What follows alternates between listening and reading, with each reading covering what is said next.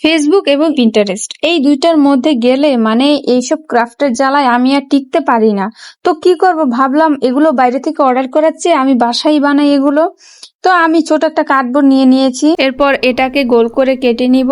একদম মাঝ বরাবর থেকে এই রশিগুলো গ্লুগানের মাধ্যমে আমি খুব সুন্দরভাবে পেঁচিয়ে নেব। দেখতে কিছুটা এরকম লাগবে এবং সেম প্রসেসে আমি ছোট ছোট কয়েকটা সার্কেল করে নিব।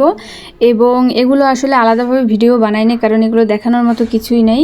তো এরপরে এই ছোট ছোট সার্কেলগুলো আমি সাইড দিয়ে দিয়ে দেব এক একটা করে। এটা কমপ্লিট করার পরে দেখলাম যে মাশাআল্লাহ খুবই সুন্দর লাগতেছে। তো আমার কাছে ছোট ছোট কিছু মিরর ছিল, তো ভাবলাম সেগুলো আমি মাঝখানের সেই গ্যাপে গ্যাপে দিয়ে দিই। এটা দেওয়ার পরে দেখলাম যে এটা সৌন্দর্য আরও বেশি বেড়ে গেছে। তো আমার কাছে খুবই ভালো লেগেছে, আমি শর্টকাটে এটা আমি করেছি।